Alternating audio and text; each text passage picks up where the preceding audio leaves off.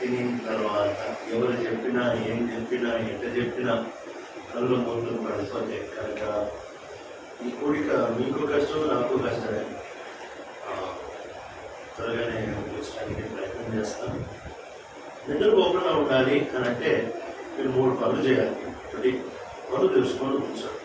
మీరు ఎప్పుడు అంటే కొంతమందికి ఒక మంచి అలవాటు, అలా వచ్చిన తర్వాత బైబిల్ తీసి ఒళ్ళో పెట్టుకొని తల కిందకి దించి 2 స్తంభాలు ఇలా పెట్టి కన్ను ముక్తారు. చూసేవాళ్ళు అనుకుంటారు మీరు ధ్యానిస్తున్నారు, మీరు వెళ్ళిపోయి ఉంటారు. ఇప్పుడు మీరు ఎప్పుడు గమనించలేదు, ఆమె అంటే వెలుగు వస్తుంది, కానీ మనం మధ్యలో లాస్ట్లో అంటాం, అదే ప్రాబ్లం. కళ్ళు తెలుసుకొని కూర్చోండి. 2, నడుము నిటారుగా పెట్టుకొని కూర్చోండి. 3, ఇంకొక నిద్ర వస్తే మీ చెవులు కొంచెం పిండుకోండి, పీకేసుకోండి, 2 ఉన్నాయి కదా, కొంచెం పిండుకోండి.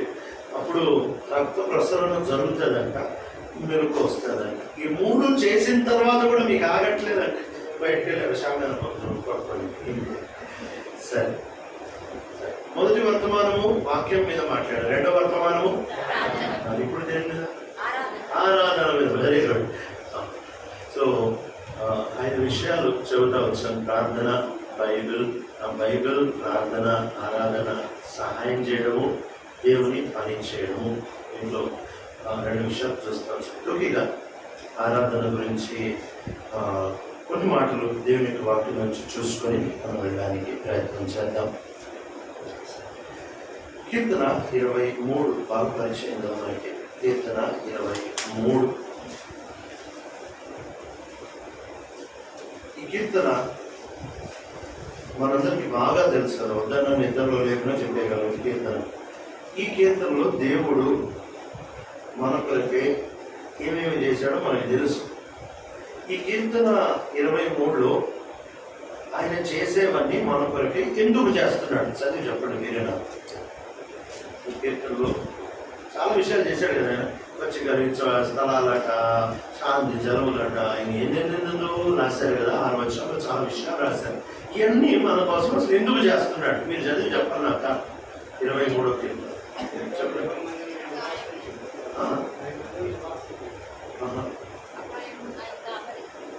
అపాయం నుంచి కాపాడడానిక.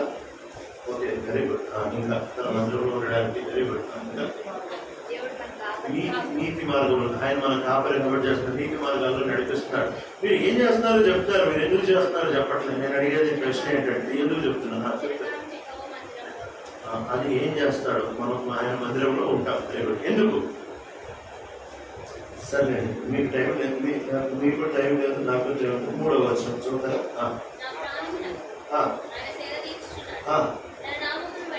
ఎందుకంట అది తెలుగు బైబిల్ అంత స్పష్టంగా లేదు కానీ ఇంగ్లీష్ బైబిల్లో చాలా బాగుంటుంది. ఫర్ హిస్ నేమ్ సేక్, తన నామం కొరకు చేస్తాడంట. అంటే దేవుడు ఏమి చేసినా ఆయన మహిమ కోసమే చేస్తాడు. ఈ మాట గుడ్డిగా పంట గుర్తు ఏంటంటే దేవుడు ఏమి చేసినా ఆయన మహిమ కొరకే చేస్తాడు. దేవుడు ఆయన మహిమ కొరకే పని చేస్తాడు అనే విషయాన్ని మనం ఎప్పుడు మర్చిపోకూడదు. దేవుడు ఎవరి కోసం పనిచేయడు. దేవుడు ఏ దేశం కోసం పనిచేయడు, ఏ సంఘం కోసం పనిచేయడు, ఏ సంస్థ కోసం పనిచేయడు, ఏ వ్యక్తి కోసం పనిచేయడు.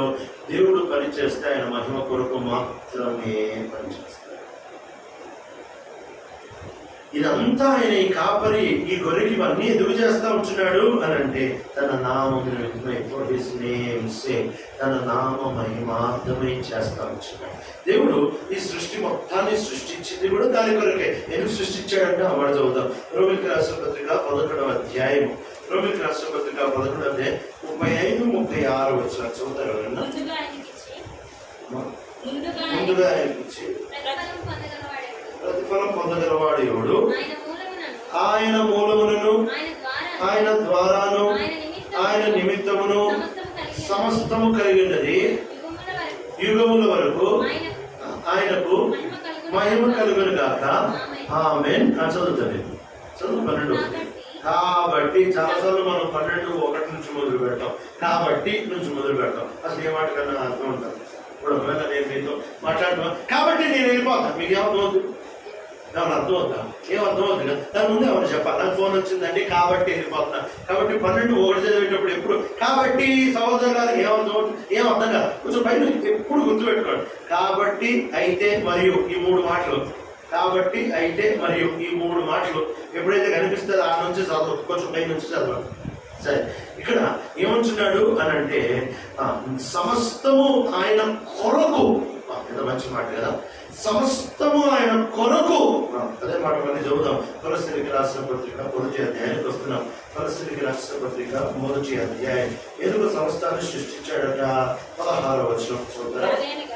ఏదైనా ఆకాశమందున్నవి, భూమి అందున్నవి, దృశ్యమైనవి గాని అదృశ్యమైనవి గాని, అవి సింహాసనములైనను, ప్రభుత్వములైనను, ప్రధానులైనను, అధికారులైనను, సర్వమును ఆయన యందు సృజింపబడెను. సర్వమును ఆయన ద్వారాను ఆయనను బట్టి సృజింపబడెను. ఆయన అన్నిటికంటే ముందుగా ఉన్నవాడు, ఆయనే ఆధారభూతుడు. ఆ మాట తెలుగులో తప్పింది, ఇంగ్లీష్ లో చాలా బాగుంటుంది. All things were created by him and for him. సమస్తము ఆయన బట్టి ఆయన కొరకు తయారు చేయబడ్డాడు. ఆ మాట తెలుగులో కొంచెం వేరుగా రాశారు, కానీ ఇంగ్లీష్ వేలో సమస్తం ఆయన కొరకు తయారు. నీకున్నదంతా ఆయన కోసం. దేవుడు అనే వానికి 3 విషయాలు ఉండకూడదు. ఒకటి, దేవుడు అనే ఆయనకి కొరతలు ఉండకూడదు. ఆయనకి కొరత ఉండకూడదు, అప్పుడే ఆయన దేవుడు. 2, దేవుడు అనే ఆయనకి ఏ ఆశలు ఉండకూడదు.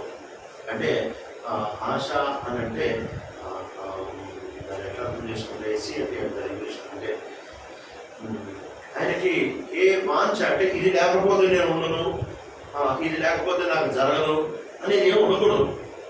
3వది, ఆయనలో ఏ మార్పు ఉండకూడదు.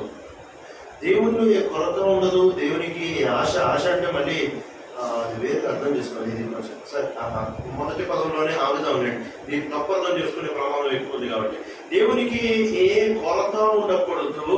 దేవునికి మార్పు ఉండకూడదు. ఆయన మానవుని తయారు చేయకముందు కూడా దేవుడే. మనం వచ్చి ఆయన నిలబెట్టేది ఏమి లేదు. చాలాసార్లు మనం ఏమనుకుంటాం తెలుసా, నేను దేవుడిని సేవ చేయకపోతే దేవుడికి నడవదు, నేను దేవుడి మర్యాద నేను కాపాడా, నేనేదో చేయాలి. దేవుని మర్యాద మనం కాపాడే వాళ్ళం అయితే నేను దేవుడిని అవుతా, కానీ ఆయన ఎందుకు దేవుడు అవుతాడు? ఆయన మర్యాద ఎవరు కాపాడడం అవసరం లేదు. ఆయన మర్యాద ఆయనే కాపాడుకోవాలి. ఆయన మర్యాదే ఆయన కాపాడలేని ఆ దేవుడు నాకెందుకు? చాలాసార్లు మనము ఈ మాటను అర్థం చేసుకోలేకపోతా ఉంటాం. నేను దేవుడిని సేవ చేస్తే దేవుడికి నడుస్తుంది అంటే బైబిల్ ఏం చెప్తుంది తెలుసా? రోమిలికి రాసిన పత్రిక 17వ అధ్యాయం 25వ వచనం చదువుతారా మాట. రోమిలికి రాసిన పత్రిక 17వ రోమాల 17 రోమిలికి రాసిన క్షమించండి అపోస్తుల కార్యాలు 17వ అధ్యాయం 17వ అధ్యాయం 25వ వచనం. ఆయన అందరికీ జీవమును ఊపిరిని సమస్తమును దయచేయను కనుక తనకేదైనను కొదువై ఉన్నట్టు మనుషుల చేతులు సేవింపబడువాడు కాడు. ఎంత చక్కని బైబిల్ చెప్తుంది తెలుసా? ఆయనకి ఏమీ కొరత లేదు. ఆయన ఎవడి చేతితో సేవించబడువాడు కాదు. అంటే నేను లేకపోతే ఆయనకేమి ఎత్తిపోయినవి లేదు, నేను లేకపోతే ఆయనకేమి జరగందేమి లేదు, నేను లేకపోతే ఆయనకేదో దొరకందేమి లేదు. ఆయన అన్నీ చేసుకోగలడు. ఆయన మనకేదో భాగ్యం ఇవ్వడానికి, మనకేదో విలువ ఇవ్వడానికి పనించాడు తప్ప నేను పని చేస్తాను ఆయన నడుస్తుంది ఎప్పుడు అనుకోకూడదు. నేను ఒకరోజు VBS పెట్టా మా ఊర్లో. అంటే అప్పుడు పెళ్లి కాలే, కొత్తగా సేవకు వచ్చా. VBS పెట్టినప్పుడు ఎవరో వచ్చి ఆంటీ వాళ్ళు వచ్చారు, ఇద్దరు.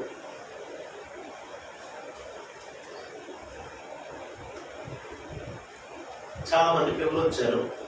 దాదాపు ఒక 1500-1600 మంది పిల్లలు, 2000 కొంచెం తక్కువ. ఇంకా మనకి అన్ని పనులు నేనే చేశాడు. అప్పుడు పెళ్లి కాలేదు కదా. ఇక కోట దగ్గర పరిగెత్తాడు, పాట దగ్గర పరిగెత్తాడు, విశ్రాకులు నేనే అంతటా ఉంటాడు అంటాడు. అట్లా తిరిగేవాడు. ఆంటీ వాళ్ళకి మధ్యాహ్నం భోజనం కొట్టిస్తా ఉంటే ఆంటీ అన్నాడు, నువ్వు కూడా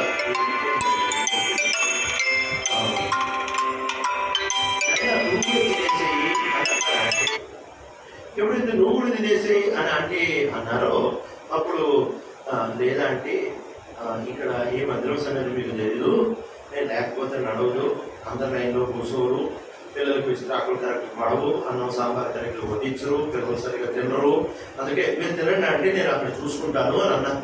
ఆ ఆంటీ గారు ఏమన్నారు తెలుసా? ఆ ఆంటీ గారు ఏమన్నారంటే, నాయన నా అనుభవంతో ఒక మాట చెప్తా వింటావా అన్నారు. చెప్పండి ఆంటీ. నేను లేకపోతే పని నడవదు అనుకుంటున్నావు కదా, ఇది అపోహ నాయన, ఎవడు లేకపోయినా పని జరుగుద్ది, నా అనుభవంతో చెప్తున్నాను, శుభ్రం కూర్చొని తినేసేయి అని అన్నారు. అంటే పెద్దామో చెప్తున్నాను కాబట్టి ఇక కాలం లేక కూర్చొని ఏదో వాళ్ళ కోసం ఒక ముద్ద తిన్నా తిని ఇక లేద్దాం అనుకుంటే అట్టగా బాగా తిను అని వడ్డించారు. ఇక టెన్షన్ ఆడ ఏమవుతున్నాం సరే అయిపోయింది. పరిగెత్తుకుంటూ బయటకు వెళ్ళా, తెలంగాణ ఏం జరిగిందా అని. శుభ్రంగా కూర్చున్నారు, విస్తరాకులు పట్టాయి, అన్నం వేశారు, సాంబార్ వేశారు, అందరూ శుభ్రంగా తిన్నారు, చేతులు కడుక్కున్నారు, బయటకు వచ్చారు. ఆ రోజు నాకు అర్థమైంది, గుట్టి మన ఫీలింగే మనం లేకపోతున్నాం, ఆయన పని ఏమో ఆగదు. భక్తులు చచ్చిపోయినప్పుడు ప్రతిసారి నాకు ఈ ప్రశ్న వచ్చేది, ఈ భక్తులు చచ్చిపోతే ఎట్లా ప్రభు వీళ్ళని ఎందుకు తీసుకున్నావు? ప్రభు ఏం చెప్తాడు తెలుసా? వీళ్ళు పోయినా ఈ వాగదని చూపించడానికి తీసేసారు. ఆయన పని ఆగదు. ఆయన మనలను, ఆయన పనిముట్లుగా ఆయన పని పెట్టుకొని ఒక భాగ్యమంతో పంచుకుంటున్నాడే తప్ప మన మీద ఏదో ఆధారపడవాడు కాదు. చాలా స్పష్టంగా చెప్తారు, ఆయనకేదో కొదువై ఉన్నట్లు మనుషుల హస్తములతో సేవింపబడువాడు కాడు. బైబిల్ చెప్తున్నాం. కనుక మనము ప్రభువుని ప్రతి విషయంలో ఆయన కొరకే మనం ఉన్నాం, మనం ఆయన కొరకే సృష్టించబడి ఉన్నాం, మనము ఆయనలోనే అమరుడు చదువుతాం. కొంచెం పైకి ఉంటుంది అనుకుంటామాట. కాబట్టి అదే అపోస్తల కార్యాలు 17వ అధ్యాయము 27 అపోస్తల కార్యాలు 17వ అధ్యాయం 26-28 చదువుతారు. 28 మనం ఆయన యందు మనం బతుకుచున్నాము, ఆయన యందే చరిస్తున్నాము, ఆయన యందే ఉనికి కలిగి ఉన్నాము. చక్కగా చెప్తున్నాడు. ఆయనలోనే బతుకుతున్నావు, ఆయనలో తిరుగుతున్నావు, ఆయనలోనే నువ్వు ఉనికి కలిగి ఉన్నావు. ఆయన లేకుండా మనం ఏమి చేయలేము. కనుక ప్రతి దానికి ఆయనే కారకుడు. ఇవన్నీ ఎందుకు చేస్తున్నావు అంటే నా మహిమ కొరకు చేసుకున్నాడు, సమస్తమైన మహిమ కొరకే చేసుకుంటా ఉంటున్నాడు. ఈ ప్రపంచం యొక్క చివరి ఉద్దేశం ఏంటి తెలుసా? ఈ ప్రపంచం అంతటి పక్షంగా ఆయనకుంటున్న చివరి ఉద్దేశం అమర చూద్దాం. చివరి ఉద్దేశం ఏంటంటే హబక్కూకు గ్రంథం 2వ అధ్యాయం, హబక్కూకు గ్రంథం 2వ అధ్యాయము 14వ వచనం చదువుతారా? హబక్కూకు 2:14 కొంచెం 11 నుంచి చదువుతారు. జనములు ప్రయాసపడుదురు కానీ అగ్ని పాలవుదురు, వ్యర్థమైన దాని కొరకు కష్టపడి జనులు క్షీణించుదురు. ఇది సైన్యములకు అధిపతి యెహోవా చేతనే అగును కదా. ఏలయనగా సముద్రము జలములతో నిండి ఉండునట్లు భూమి యెహోవా మహాత్మ్యమును గూర్చిన జ్ఞానముతో నిండి ఉండును. ఇదండి దేవుని ఉద్దేశం. జలములు నీళ్లతో, సముద్రము జలములతో నిండి ఉన్నట్లు. ఎంత పర్సంటేజ్ సముద్రం నీళ్లతో నింపబడి ఉంటుంది?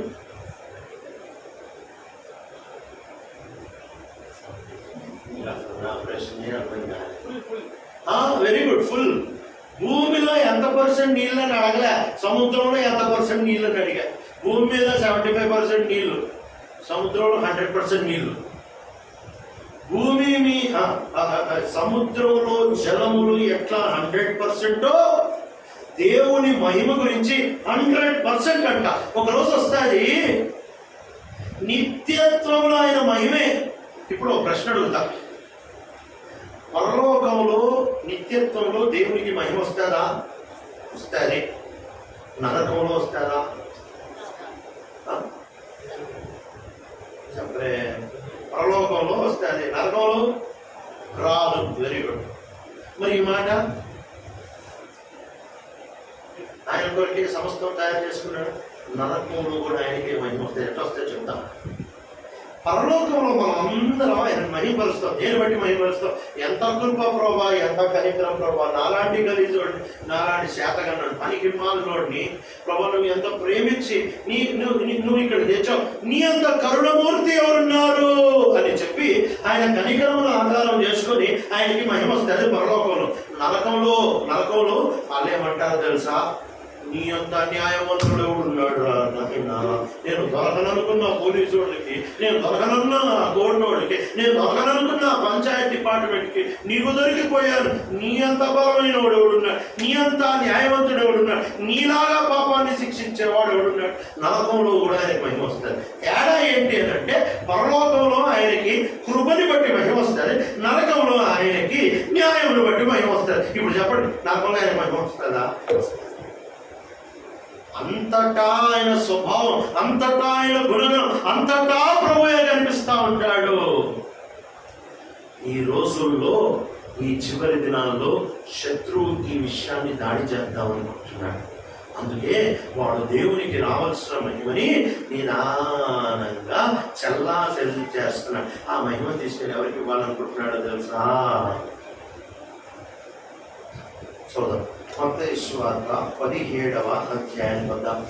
మత్తయి సువార్త 17వ అధ్యాయము. రూపాంతరపు కొండ మీద రాయబడుతున్న జరిగిన పరిస్థితి ఇది. 3వ వచనం నుంచి చదువుతారా? ఇదిగో మోషేయు ఏలియాయు వారికి కనబడి ఆయనతో ఎవరితో? యేసు ప్రభుతో. Very good. ఆయనతో అంటే యేసు ప్రభుతో మాట్లాడుతున్నారు. అందుకు అప్పుడు పేతురు ప్రభా మనము ఇక్కడ ఉండుట, ఎంత మంచి మాట కదా, మనమా మేమా? మనం. ఓకే ప్రభా మనం ఇక్కడ ఉండుట మంచిది, మీకు ఇష్టమైతే ఇక్కడ నీకు ఒకటి, మోషేకు ఒకటి, ఏలియాకు ఒకటి, 3 పర్ణశాలలు కట్టుదునని యేసుతో చెప్పాను. పేతురుకు స్పెషాలిటీ ఉంది. ఏం తెలుసా? ఆయన ముందు మాట్లాడేసి తర్వాత ఆలోచిస్తాడు. మందిరంలో కూడా కొంతమంది ఇట్టాటోళ్ళు ఉంటారు, వాళ్ళ సమస్యలు ఆడుతారు. అది ఏం ఆడతారు వాళ్ళకి అర్థం కాదు. ఎందుకంటే మాట్లాడే సాయంత్రం ఆలోచిస్తారు. పేతురు ఏమంటున్నాడు అంటే మనం ఇక్కడ ఉండడం మంచిదంట. మనం అంటే ఎవరెవరు వస్తారు? మీరు చెప్పాలి. మనం అంటే ఎవరెవరు వస్తారు? పేతురు, పేరు చెప్పండి. పేతురు, యోహాను, యాకోబు, 3 పేర్లు చెప్పారు. మనం అంటే ఎవరెవరు? పేతురు, యోహాను, యాకోబు, ఇంకా యేసు ప్రభు. యేసు ప్రభు అక్కడ ఉండడం మంచిదంట. ఎందుకు మంచిది చెప్తున్నారు? ఎందుకు మంచిది? ఎవరెవరు వచ్చారు అడిగి? మోషే ఏలియా లాంటి భక్తులు వచ్చారు. ప్రభు మనం అందరం ఏడు ఉండడం భలే మంచిది. ఇదే వచ్చింది తండ్రి చివరి భక్తుల పూజ, సేవకుల పూజ, వర్తమానికుల పూజ, ప్రార్థనా పరుల పూజ. ఈ దరిద్రం దిగిపోవాలి. దేవుని ఆరాధనకి అడ్డొచ్చేది ఏంటి తెలుసా? భక్తుల పూజ. ఎన్నడూ గుర్తుపెట్టుకో, మనిషే. ఈ మాట మనం ఇక్కడ ఉండడం మంచిది అంటే తలకాయ ఉందా లేదా పేతురు కదా? ఇక ఈ మాట వినంగానే పరలోకం తండ్రికి తెక్కలేసి ఇక ఆయన తట్టుకోలేక ఆడ నుంచి అరిసేశాడు. ఏమనిసాడు? ఏమనిసాడు? ఇంకను మాట్లాడుచుండగా ఒక మేఘం వారిని కమ్ముకొనెను. ఈయన నా ప్రియ కుమారుడు, ఈయన యందు నేను ఆనందిస్తున్నాను. అంటే ఏం చెప్తున్నాడు? ఈయన మాట వినుడని ఒక శబ్దము సరండి. అంటే ఒక మాట ఏం చెప్తాడు? నోరు మోస్తావు పేతురు, ఏం మాట్లాడుతుంది? బుద్ధి తెలివి జ్ఞానం ఏమన్నా?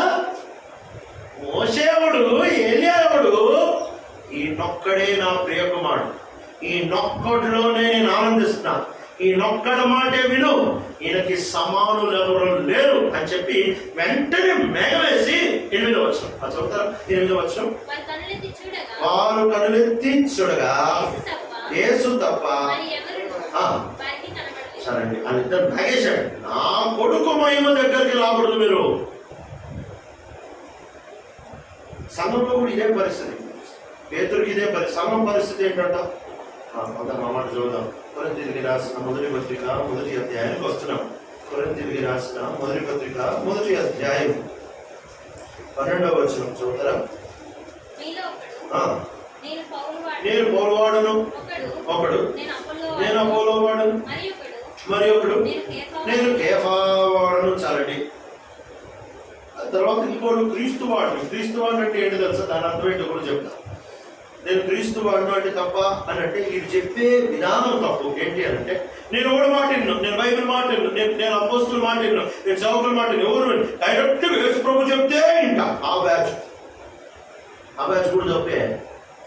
దేవుడు పెట్టిన సదుపాయాన్ని వాడాలి. సరే, ఇక్కడ 3 పేర్లు చూస్తున్నాం. ఆ 3 పేర్లు ఎవరెవరు? పౌలు, అపోలో, కేఫా అంటే ఎవరు? పేతురు. సరే, ఈ 3. పౌలు అంటే ఎవరు తెలుసా? వరాలు కలిగినవాడు. అపోలో అంటే వర్తమానం చెప్పేవాడు. కేఫా అంటే అనుభవం కలిగిన వాడు. ఈ 3 మాటలు గుర్తుపెట్టేవాడు. పౌలు అంటే వరాలు కలిగిన వాడు, అపోలో అంటే వాక్యం చెప్పేవాడు, కేఫా అంటే పాతోడు లేక అనుభవం కలిగిన. అందుకే మీరు సంఘాలను చూడండి, దాదాపు మూడు కేటగిరీలు ఉంటాయి సంఘంలో. ఒక కేటగిరీ ఎక్కువ పెంతుకోస్తు సంఘాలు ఎక్కువ. ఏంటి తెలుసా? మా దగ్గర స్వస్థత వరాలు ఉంటాయి, మా దగ్గర ప్రవచన వరాలు ఉంటాయి, మా దగ్గర భాషల వరాలు ఉంటాయి, మా దగ్గర అవరాలు ఉంటాయి అని ఎక్కువగా పెంతుకోస్తు అసెంబ్లీలో ఎక్కువగా మీరు చూడొచ్చు. వీళ్ళందరూ ఎవరి కేటగిరీలోకి వస్తారు? పౌలు కేటగిరీలోకి వస్తారు.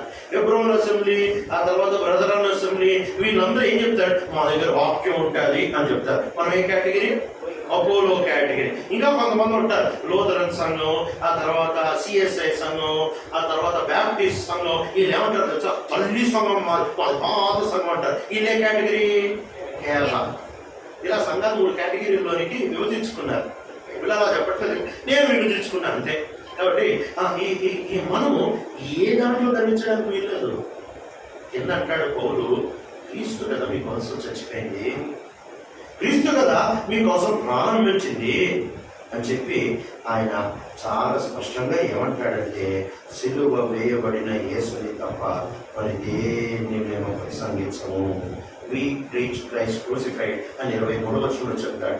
But we preach Christ crucified. మేమైతే సిలువ వేయబడిన యేసుని ప్రకటించున్నాం. ఈరోజు ఆయన ఆరాధన కొరకే మనల్ని ఆయన తయారు చేసుకున్నాడండి. దీన్ని మనం అర్థం చేసుకోవాలి. నేను సృజించబడింది ఆయన మహిమతో. ఆయనకి ఎలా మహిమ రావాలి అని అంటే, 3 రకాలుగా ఆయనకి నా ద్వారా మహిమ రావాలని ఎదురు చూస్తున్నాడు.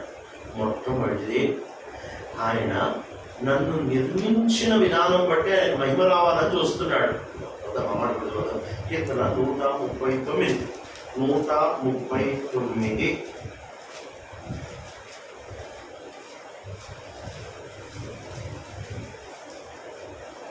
14వ వచనం చూద్దాం. నీవు నన్ను కలుగజేసిన విధము చూడగా అందును బట్టి నేను నీకు కృతజ్ఞతాస్తుతులు చెల్లించుచున్నాను. ఎందుకు కృతజ్ఞతాస్తుతులు చెల్లించున్నాడట? నన్ను నీవు నిర్మించిన విధానము చూడగా నాకు భయమును ఆశ్చర్యము పుడుచున్నది. I praise you, Lord, for I am fearfully and wonderfully made. దీని అర్థం ఏంటో తెలుసు? దీన్ని అర్థం చేసుకుంటే ఎంత బాగుంటుంది లైఫ్. దీని అర్థం ఏంటంటే, దేవుడు నన్ను చాలా విచిత్రంగా తయారు చేశాడు. దేవుడు నన్ను చాలా విచిత్రంగా తయారు చేశాడు.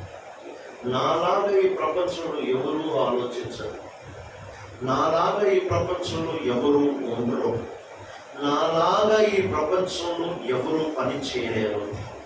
నన్ను చాలా యునీక్ పీస్, ఒరిజినల్ మాస్టర్ పీస్గా దేవుడు నన్ను తయారు చేశాడు. కాబట్టి మనల్ని మనం చూసుకున్నప్పుడు మనము ఎప్పుడు వేరే వాళ్ళతో పోల్చుకొని ఆయన ఎంత తెల్లగున్నా, నేను ఎందుకు నల్లగున్నా, ఆ చూడు ఎంత పొడుగున్నా, నేను ఎందుకు పొట్టుకున్నా, ఆ చూడు ఎంత వాళ్ళ చెవులు చూడు ఎంత పెద్దగా ఉన్నాయి, నాకెందుకో సమోసా లాంటి చెవులు పెట్టావు, ఆడ ముక్కు చూడు ఎంత షూపు ఉందో, నాకెందుకు అప్పుడు ముక్కు ఇచ్చావు. ఆయన నిన్ను విచిత్రంగా నిర్మించాడు, ఆయనకి నచ్చడానికి నిర్మించాడు. ఈనాటి ప్రపంచం యొక్క హీరోలు హీరోయిన్లు బొమ్మలు చూసుకొని నేను ఎందుకు ఇట్టున్నా అని అనుకోవద్దు. ఆయన నిన్ను విచిత్రంగా నిర్మించాడు, ఆయన నిన్ను తన కొరకు నిర్మించాడు, ఆయన నీలో తన స్వరూపమును పెట్టాడు, ఆయన నీలో తన పోలికను పెట్టాడు. కాబట్టి నిన్ను నువ్వు చూసుకొని ఏం చెప్పాలి తెలుసా? అబ్బా ప్రభా, నన్నుగా సృష్టించినందుకు నీకు వందనాలు, నన్నుగా సృష్టించినందుకు నీకు వందనాలు. ఆ గుడ్డోడు ప్రభా, నన్ను గుడ్డివాడిగా తయారు చేసి నా ద్వారా నువ్వు మహిమ తెచ్చుకున్నావు, నన్నుగా సృష్టించినందుకు నీకు వందనాలు. మోషే, ప్రభా నన్ను నత్తివాడిగా చేసి ఈ నత్తోడి ద్వారా నీవు ఇంత కార్యాలు చేశావు, నన్నుగా సృష్టించినందుకు నీకు వందనాలు. ఎన్నిసార్లు సరిగాం, ఎన్నిసార్లు దొరికాం. నేను ఎందుకు ఈ ఫ్యామిలీలో ఉంటా? కొన్ని తీర్మానాలు తీసుకో. స్త్రీగా పుట్టాలా, పురుషుడిగా పుట్టాలా, తీర్మానాలు తీసుకో. ఈరోజు ఎక్కువై దరిద్రం ఎక్కువై మార్చుకుంటున్నారు. అది దేవునికి ఖచ్చితమైన విరోధమైనది. దేవుడు నిర్ణయిస్తాడు మనం స్త్రీయా పురుషులమా అని. ఎవరికి పుట్టాలో దేవుడు నిర్ణయిస్తాడు, ఎట్లా పుట్టాలో దేవుడు నిర్ణయిస్తాడు, ఏ సమయంలో పుట్టాలో దేవుడు నిర్ణయిస్తాడు. సరే, ఈ మాట కూడా చెప్పనివ్వండి. ఇవన్నీ దేవుడు ఇప్పుడు పుట్టాము, మన అమ్మమ్మలో 100 సంవత్సరాల కింద పుట్టారు. మనం ఎందుకు అప్పుడు పుట్టలే, వాళ్ళు ఎందుకు ఇప్పుడు పుట్టలే, మనం ఇండియాలో ఎందుకు పుట్టాము, అమెరికాలో ఎందుకు పుట్టలే, మనం ఈ అమ్మానానికి ఎందుకు పుట్టాము, ఇంకో ఇంట్లో ఎందుకు పుట్టలే, ఇట్లన్నింటికి జవాబు ఎవరు చెప్తారా? ఎందుకు తెలుసా? తెలీదా? చదువుమాట అపోస్తలుల కార్యం. ఎందుకు మనం ఇప్పుడే పుట్టాలి, ఎందుకు ఇళ్ళకే పుట్టాలి, ఎందుకు ఇట్లే పుట్టాలి? చదువుదాం. అపోస్తలుల కార్యాలు 17వ అధ్యాయం. అపోస్తలుల కార్యాలు 17వ అధ్యాయము 26వ వచనం చూద్దా. మరియు యావత్ భూమి మీద కాపురముండుటకు ఆయన ఒకరి నుండి ప్రతి జాతి మనుషులను సృష్టించి వారు ఒకవేళ దేవుణ్ణి తడువులాడి కనుగొందురేమో అని తన్ను వెతుకు నిమిత్తము నిర్ణయ కాలములను, వారి నివాస స్థలములను, పొలిమేరలను ఏర్పరచను. ఎవరికి పుట్టాలి, ఎప్పుడు పుట్టాలి, ఎక్కడ ఉండాలి, ఏ ఊర్లో ఉండాలి, ఏ సమయానికి పుట్టాలి, స్త్రీగా పుట్టాలా పురుషుడిగా పుట్టాలి, ఎందుకు నిర్ణయించాడట? ఎందుకు? తమ్మును వెతుకు నిమిత్తం, తన కనుగొను నిమిత్తం. ఆయనని వెతకడానికే దేవుడు నిన్నుగా తయారు చేశాడు. ఎప్పుడు నేను అట్లుంటే బాగున్నాను అనుకో, అది దేవుడిని అవమానపరిచింది. దేవుడు తన మహాజ్ఞానం చొప్పున నిన్నుగా తయారు చేశాడు. నిన్ను నువ్వు అద్దంలో చూసుకున్న ప్రతిసారి ప్రభా నన్నుగా చేసినందుకు నీకు వందనాలు, ప్రభావ నన్నుగా చేసినందుకు నీకు వందనాలు. ఈ రోజు నుంచి నేను ఎందుకు వాళ్ళగలేదు, నేను ఎందుకు ఇవ్వలేదు, నేను ఎందుకు అట్టగాదు, నేను ఎందుకు ఇట్టగా అనను, నన్నుగా చేసినందుకు నీకు వందనాలు. ఎప్పుడైనా అన్నావా? ఎప్పుడైనా చెప్పావా? ప్రభా థ్యాంక్స్ ప్రభా, ఇన్ని సంవత్సరాలు సరిగా మరిగా నేను ఎందుకు ఇట్టా, నా ముఖం ఎందుకు ఇట్టా, నా చేతులు ఎందుకు ఇట్టా, నా మూతి ఎందుకు ఇట్టా, నా కాంప్లెక్షన్ ఇట్టే, నా ఫ్యామిలీ ఎందుకు ఇట్టా, నన్నుగా ఇట్లా చేసినందుకు. నువ్వుగా ఉంటేనే అది మహిస్తాయి. మారబాకు, నువ్వుగానే ఉండు. ఒక్క నిమిషం కనుమూస్తున్నావు, ప్రభుత్వం ఈ మాట చెప్తావా? Thank you lord for making me. ప్రభా నన్నుగా చేసినందుకు నీకు వందనాలు. నాకు ఇచ్చిన తలాంతులు బట్టి నీకు వందనాలు, నాకు ఇచ్చిన మొక్కలు బట్టి నీకు వందనాలు, నాకు ఇచ్చిన అవయాలు బట్టి నీకు వందనాలు, నాకు ఇచ్చిన కుటుంబం బట్టి నీకు వందనాలు. దేవా నన్నుగా చేసినందుకు నీకు వందనాలు. ఒక్కసారి నన్నుగా చేసినందుకు సండే స్కూల్ పాట ఏం చెప్తాడంటే, సీతాకోవలే నేను కనుక ఉంటే ప్రభా నాకు ఇచ్చిన రెక్కలను బట్టి నేను స్థుతిస్తాను. తేనెటీగలాగా నన్ను తయారు చేస్తే ప్రభా నాకు ఇచ్చిన తలాంతును బట్టి నిన్ను స్తుతిస్తాను. నేనుగా నన్ను గనక నీవు తయారు చేస్తుంటే నాకు ఇచ్చిన తొండం బట్టి నిన్ను స్తుతిస్తాను. హంసగా నన్ను తయారు చేస్తుంటే నాకు ఇచ్చిన తిరుగుతనం బట్టి నిన్ను స్తుతిస్తాను. అయితే ప్రభా నన్నుగా చేసినందుకు నిన్ను స్తుతిస్తాను. చూద్దాం. Thank you lord for making me. ఇంకోసారి నేను ఎవరులా ఉండడానికి ప్రయత్నించిన ప్రభా నన్నుగా తయారు చేసుకున్నాను. ఎవరైనా ఒక్కరు ఈ మాట బిగ్గరగా ప్రభుని ఆరాధిస్తూ చెప్తారు, ప్రభా నన్నుగా చేసినందుకు నీకు వందనాలు. ఎవరైనా ఒక్కరు క్లుప్తంగా ఈ మాటను బట్టి ఆరాధన చేస్తారా? ఎవరైనా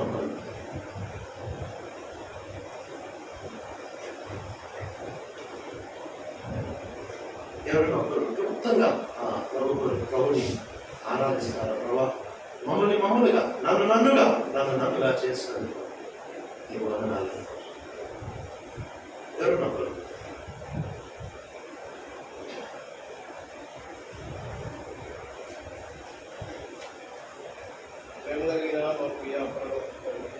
ప్రేమను బట్టి సమయంలో కుర్బానికి ఆరాధించుకోవాలని ఆరాధించాలను మీరు నిరాశలో నిర్మించినటువంటి విధానంతో సంపాదనలు నేను వెనకాల ప్రదేశాన్ని స్థలాన్ని సరిహద్దులు కూడా ఏర్పాటు చేసి నాకులాగా ఇంకొకటి నన్ను ఏర్పాటు చేసుకోవాలి. నన్ను నిర్మించిన విధానాన్ని వందనాలు యేసుక్రీస్తునామములో ఆరాధిస్తున్నాను తండ్రి. జీవితాంతో ఈ మాటలు దేవుడు తనంత ప్రణాళిక చొప్పున నిన్నుగా తయారు చేసి నువ్వు దయచేసి జెరాక్స్ కాపీ లాగా పలకడానికి ప్రయత్నం చేయాలి. నిన్ను ఒరిజినల్ కాపీగా తయారు చేసి ఎందమ్మా కదా ఆయనకి నేను ఆడలాగేందుకు కీడులాగేందుకు దేవుడు అనుకుంటాడు. ఇప్పుడు నిన్నుగా ఉండడానికి నేను తయారు చేసుకుంటాను. అలాగేందుకు అనుకుంటాను రోజు పొందాం నన్నుగా చేసినప్పుడు వందనాలు. కాబట్టి మొట్టమొదటి నీ లైఫ్ని నువ్వు చూసుకున్నప్పుడు నువ్వు ఆయన్ని ఆరాధించగలుగుతాను.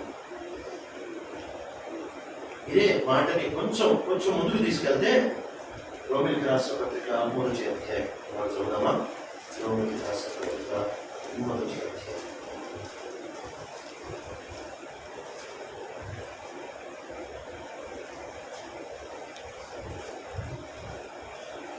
రోమిలికి రాష్ట్ర పత్రిక 3వ అధ్యాయం 20వ వచనం చూద్దారా? ఆయన అదృశ్య లక్షణములు అనగా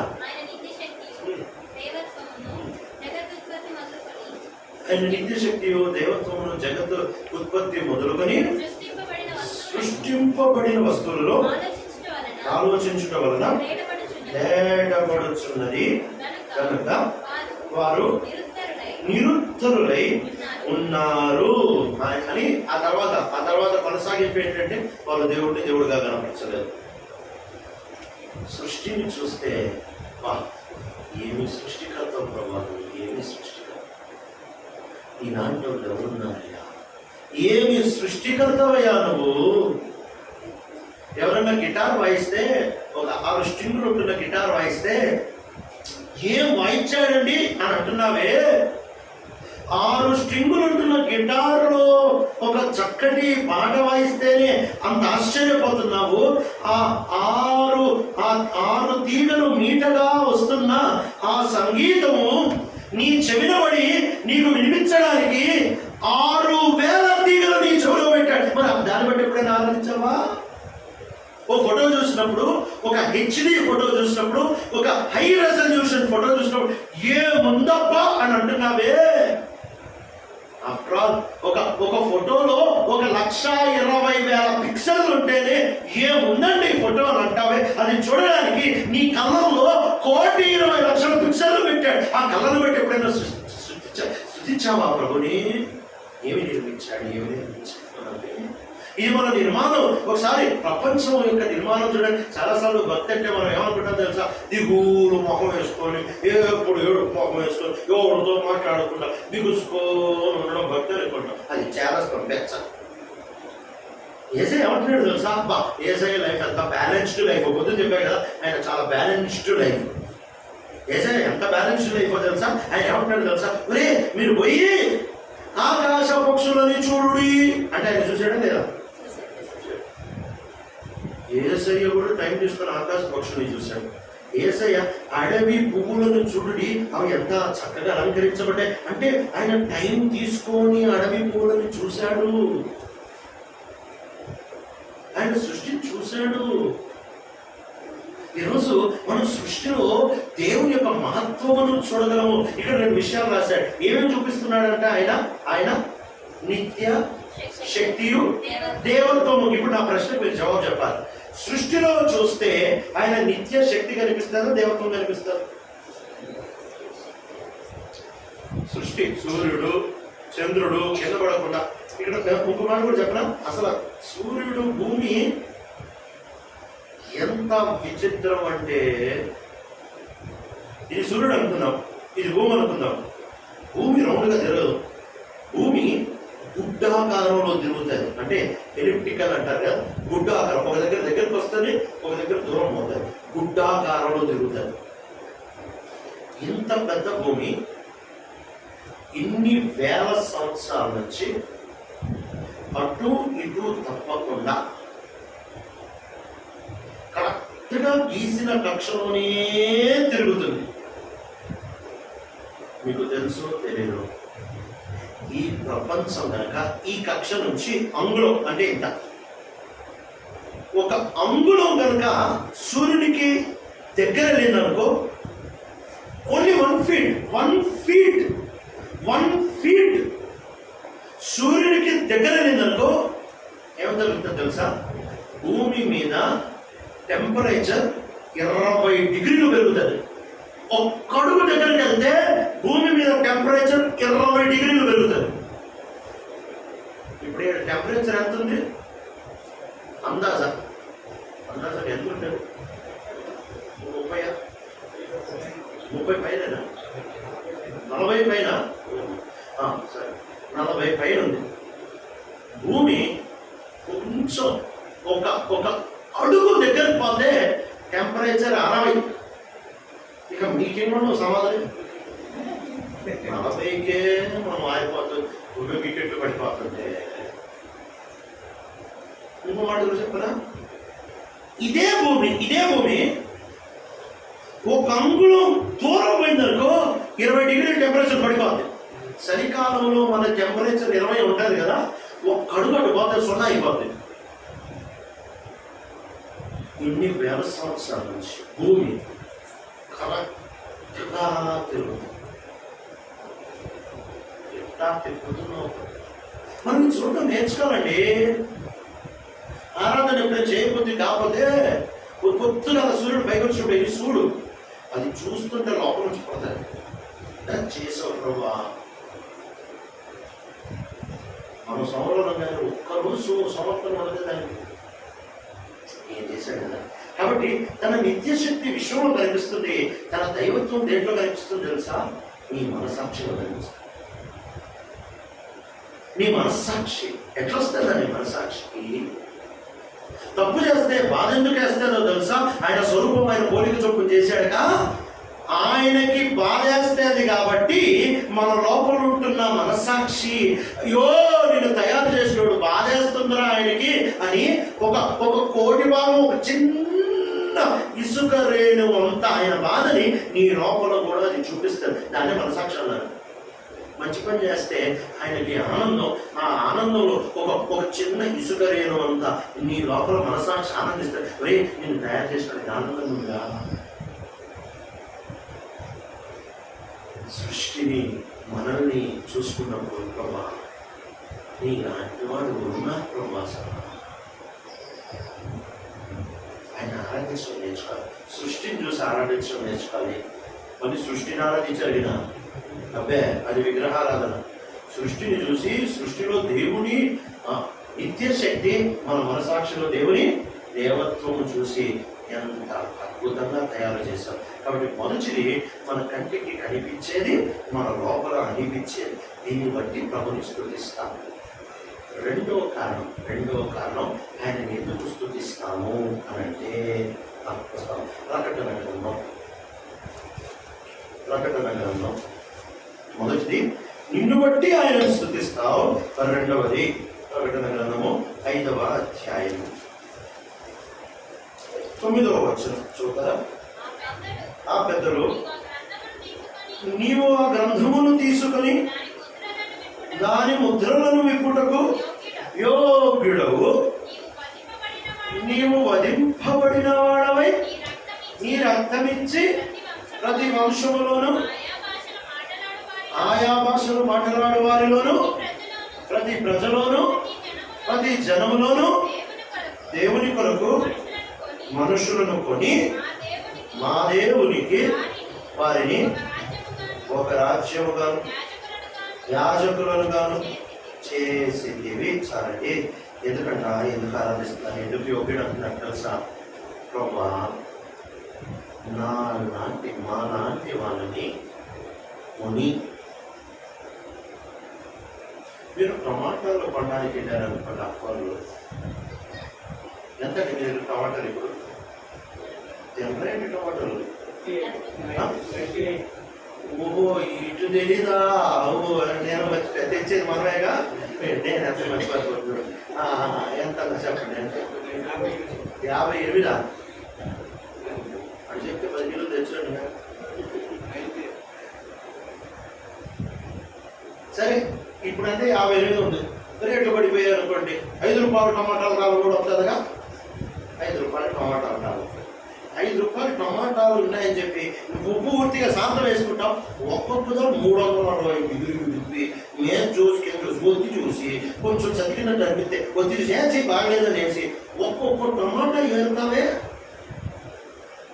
ఇంటికి తెచ్చే టమాటానే 360 డిగ్రీలు తిప్పి కొంచెం కేవలం టమాటా అంతా బాగుంది, ఒక దగ్గర నుంచి పురుగు బయటకు వస్తుంది, ఓ పురుగేగా అని వేసుకుంటావా? ఏవే తీసేస్తావే. అలాంటిది 5 రూపాయలకి కిలో టమాటాలు అయ్యి అన్ని రకాలుగా బాగుండాలంటే మనల్ని కొన్నాడట. మనం అసలు ఏ అంగంలో బాగున్నాం? అది కాలు మొదలుకొని నడినెత్తి వరకు పచ్చి పుండ్లు, గాయాలు, చెత్త, రోత. అసలు మన పరిస్థితి ఏంటో తెలుసా? అది కారణం 6వ అధ్యాయం 5వ వచనం చదువుతారు ఎవరైనా? మనకు ఎంత సంవత్సరము? అది కారణం 6వ అధ్యాయం 5వ వచనం. ఎంత సంవత్సరాలు పట్టుకోను చదువుతారా? నరులో చెడుతాను. నరులో అంటే నీది నాది వస్తుందా రాదా? మీరు నరులు కాదు ఏంటి, దేవదూతలా? నరులో కాదు, మనం అందరం మన గురించి. కాబట్టి మన చెడుతనము అని చదువుకుంటే బాగుంటుంది. అని చదువుతుంది. భూమి మీద గొప్పదని వారి హృదయము యొక్క తలంపులలోని ఊహ అంతయు ఎల్లప్పుడు కేవలము చెడ్డది. ఏంటంట? కలంట, ఊహంట, ఆలోచన అంట, ఎల్లప్పుడు అంట చెడ్డదంట. ఇక ఎంతకంటే చెడిపోయిన మాట రాయగలదు? తలంపు చెడ్డదంట, ఊహ చెడ్డదంట, చేసే పని చెడ్డదంట, ఎల్లప్పుడూ చెడ్డదంట. ఇలాంటి మనం చూసుకున్నాడు. ఎంత కొన్నావు ప్రభా నన్ను? అది కూడా ఇంత రేటు పెట్టుకున్నావా? నీ రక్తం ఇచ్చి కొన్నావని వస్తున్నాడుగా ప్రకటనలో. రెండోదాన్ని ఎందుకు స్తుతిస్తావు అని అంటే, ఆయన మొదటిది నిన్ను నిర్మించినందుకు స్తుతిస్తున్నావు, రెండు నిన్ను రక్షించినందుకు స్తుతిస్తున్నావు. ప్రభా నా లాంటి నీకు కొన్నావా? అది కూడా కొని ఏం చేస్తావంట? నీకు యాజక సమూహముగా చేస్తా ఉంటున్నామంటే ఎంత పెద్ద మాట అండి. నీకు ఊరుదొరకు లేదా ప్రభా? నాలాంటి పనికి మానవాడా? నువ్వే నీతో పని పెట్టుకోవడానికి ఇష్టపడ్డాడు. ఇంత గొప్ప దేవుణ్ణి మనం మన జీవితాల్లో ఎట్ట కొన్నాం? ఏముంది ప్రభా నా దగ్గర? అది కూడా ఏంటి తెలుసా? అక్కర లేకుండా కొన్నాడట. కొద్దిగా ఆరంభంలో చెప్పారు కదా, దేవునికి కొరత లేదు, దేవునికి లేమి లేదు, దేవునికి ఏమి తగ్గుతాం లేదు, అయినా కొన్నాడంట. ఎంత ఆయన నిన్ను కొన్న విధానం, దాన్ని బట్టి నువ్వు దేవుణ్ణి ఆరాధించాలి. నిన్ను సృష్టించాడు కాబట్టి, నిన్ను నిర్మించాడు, నిన్నుగా చేసినందుకు ఆయన్ని ఆరాధించాలి. ఎట్లా ఆరాధించాలి తెలుసా? ఈ దేహాన్ని ఈ దేహాన్ని ఆయన మహిమ కొరకు వాడడానికి, ఇంకోలాగా ఉండకుండా ఉండడానికి ప్రయత్నం చేసి నన్ను ఎట్ట చేసి నేనుగానే ఉంటాను ప్రభా. ఆయన నిన్ను రక్షించాడు. నిన్ను రక్షించినందుకు నువ్వు ఆయన్ని ఆరాధించబద్ధుడు అయి ఉంచున్నావు.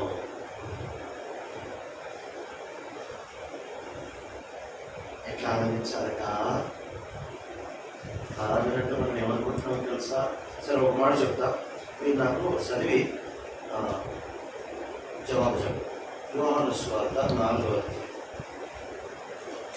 యోహాను సువార్త 4వ అధ్యాయం.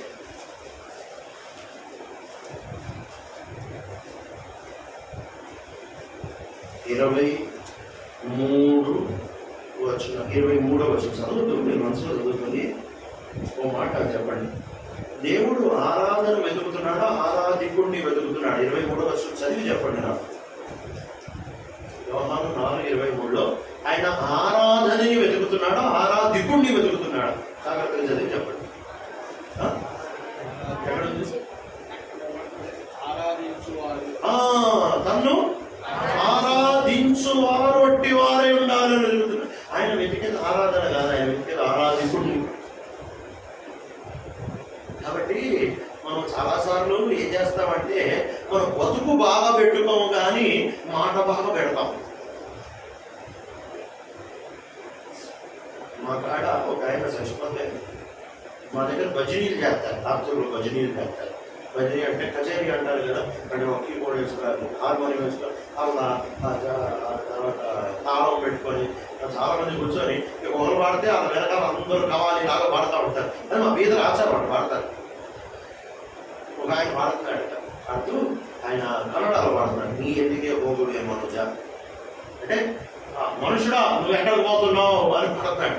ఈయన నీ ఎల్లిగే ఓగువే మనోజ అంటే జనం అందరూ ఆయన వెనకాలండి. నీ ఎల్లిగే ఓగువే మనోజ నేను పాడతాను, అందరూ ఆయన వెనకాల పాడతాను.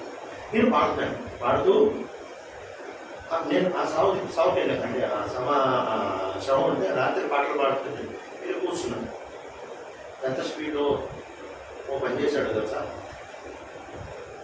నీ ఎల్లిగే ఓగువే మనోజ ఓ మనుషుడు నువ్వు ఎక్కడికి వెళ్తావు అని నేను పాడాడు. ఆ మిగిలిన పాడే లోపల ఈయన జోబులో నుంచి గుట్కా ప్యాకెట్ తీసాడు, సింపాడు, చేతిలో వేసాడు, రుద్దాడు, నోట్లో పెట్టాడు. టైంకి మళ్ళీ అందుకున్నాడు పాట, అంత స్పీడ్తో అందుకున్నాడు. ఆ తర్వాత పోయిపోయి నాకు మెసేజ్ ఇచ్చాడు, మనకు ముందే ఆగలే. ఆయన చూసి ఊరే అందరిని అడుగుతున్నావు, నువ్వు ఏడకు పోతావు అని పాట పాట, నువ్వు ఏడకు పోతావు తెలుసారా నీకు అని. వాడు ఆరాధన బాగుంది, అది చూడకపోతే వింటే మరి బాగుంది. మనిషి కంటికి నువ్వు బాగున్నావేమో, దేవుడు నీ ఆరాధన వెతకట్లేదు, దేవుడు నిన్ను వెతుకుతున్నాడు. నీ బతుకు బాగుంటేనే నీ ఆరాధన. ఆరాధన ఏంటో చెప్పనా? ఆరాధన ఒక్క మాటలు చెప్తాను.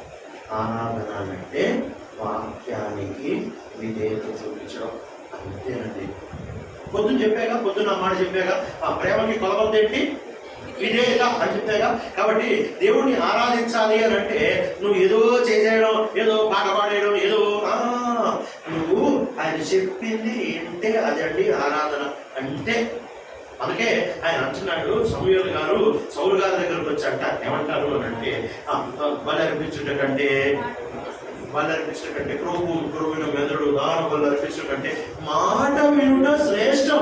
బలులు ఎందుకు అర్పిస్తారు? అది కూడా ఏమేం బలు అంట? దాన బలులు అర్పించుట కంటే మాట వినడం శ్రేష్టం అండి. ఆరాధన అంటే ఈరోజు ఈ నిర్వచనం నేర్చుకోండి. ఆరాధన అంటే ఆయన మాటకి విధేయత చూపించడమే ఆరాధన, అంతే.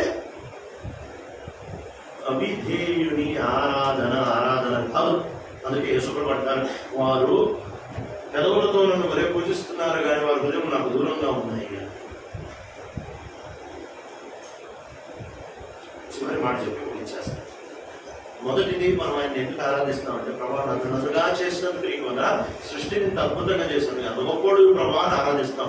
రెండవది, నాలాంటి వాడిని ఇంత క్రయం చెల్లించి యాజకుడిగా చేయడానికి నాలాంటి వాడిని కొనుక్కున్నావా, ఏమి ప్రేమ ప్రభు అనేది అని ఆయన చేసిన రక్షణను బట్టి నువ్వు ఆయన స్తుతిస్తాడు. ఇప్పుడు ఈ ప్రశ్నకు మీరు నాకు జవాబు చెప్పాలి. కీర్తన 103 మొదటి వచనంలో కీర్తనకారుడు దేవుడిని ఎందుకు స్తుతిస్తున్నాడో మీరు చూసి నాకు జవాబు చెప్పండి. మొదటి వచనం కీర్తనకారుడు 103వ కీర్తన మొదటి వచనంలో దేవుడిని ఎందుకు స్తుతిస్తున్నాడు? కారణం ఏంటి? మొదటి వచనం ఆయన పరిశుద్ధమైన నామమును బట్టి స్తుతిస్తున్నాడు. Very good. రెండో వచనం ఎందుకు స్తుతిస్తున్నాడు? చేసిన ఉపకారములు. Very good. ఫస్ట్ దేని బట్టి స్తుతించాడు? నువ్వెవరివి స్తుతించాడు. రెండు, నువ్వు నాకు ఏమి చేసావు స్తుతించాడు. కానీ మనం ఎప్పుడు ఏమి స్తుతిస్తుంది? నాకు అది ఇచ్చావు నీకు వందనా, నాకు ఇది ఇచ్చావు నీకు వందనా, నాకు అది ఇచ్చావు నీకు వందనా, నాకు ఇది ఇచ్చావు నీకు వందనా. ఇవ్వకపోతే మన స్థుతి దేని మీద ఆధారపడాలి తెలుసా? ప్రప్రథమంగా ఆయన ఫలానా కాబట్టి నేను దేవుడిని స్థుతిస్తాను. ఇప్పుడు నేను చెప్పిన వరసని ఒక్కసారి మారుస్తున్నాను. ఫస్ట్ నువ్వు ఆయన ఎందుకు స్థుతించాలి తెలుసా? నువ్వు ఫలానా కాబట్టి. రెండు, ఎందుకు స్థుతించాలంటే నువ్వు నన్ను ఫలానా వాడిగా తయారు చేసుకుని, నువ్వు నాకు ఫలానా ఇచ్చింది. దేవుడెవరో దేవుడిని స్తుతిస్తావు. నిన్నుగా చేసినందుకు స్తుతిస్తావు. దేవుడు నీకు ఇచ్చినందుకు స్తుతిస్తావు. ఈ మూడు కారణాలు బట్టి మనం దేవుడిని స్తుతించాలి. ఈ మూడు కారణాలకి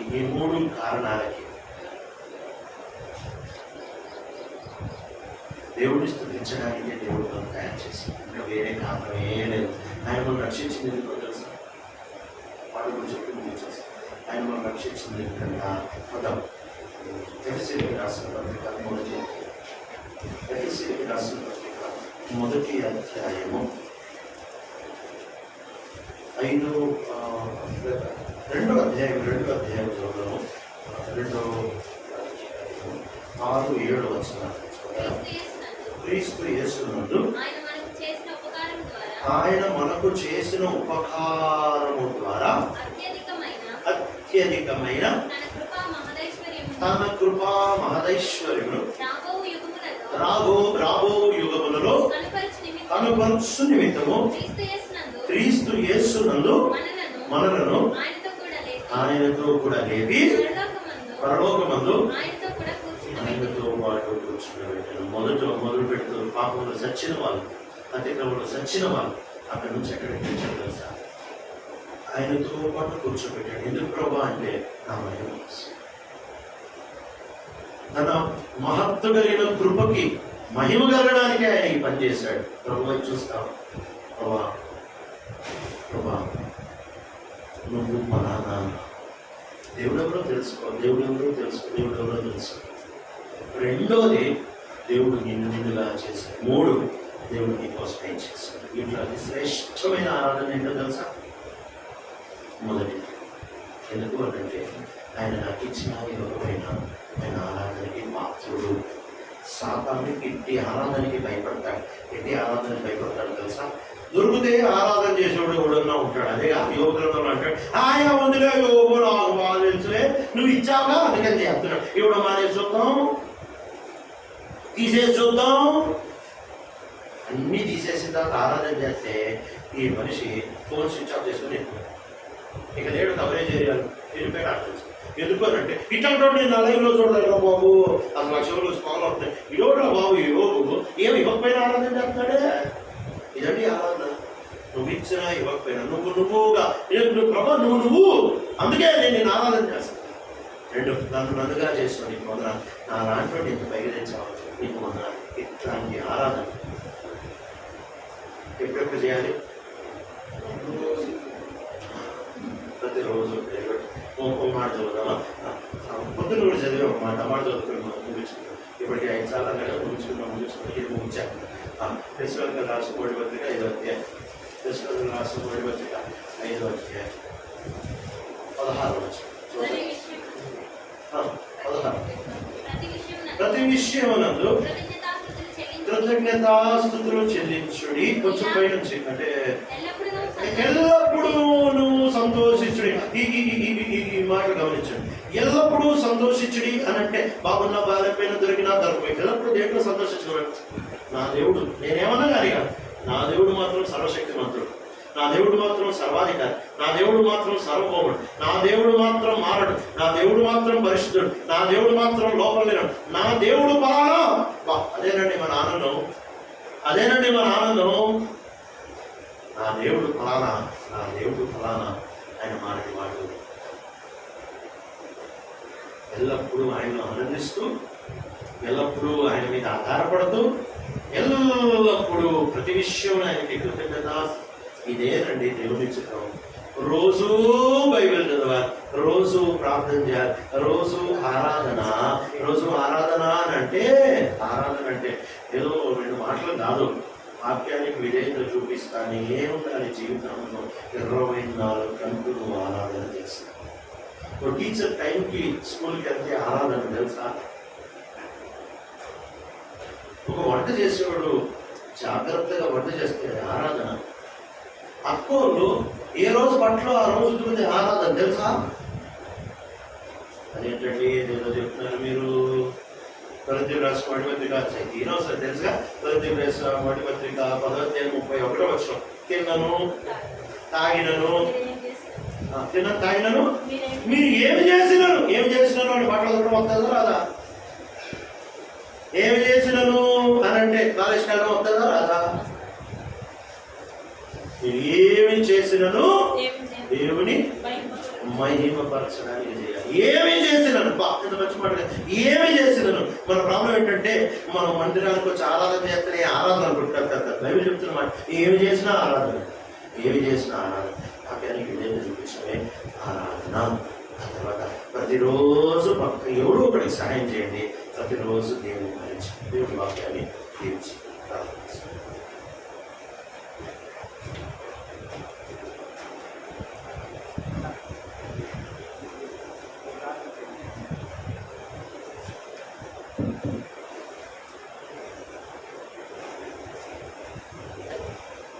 మా ప్రియ పరలోకపు తండ్రి, యేసుక్రీస్తు ప్రభుల వారి శ్రేష్ఠమైన నామములో స్థలంలో నేను ఎన్నుకున్న శేషం బట్టి జరిగిస్తున్న పరిస్థితులు బట్టి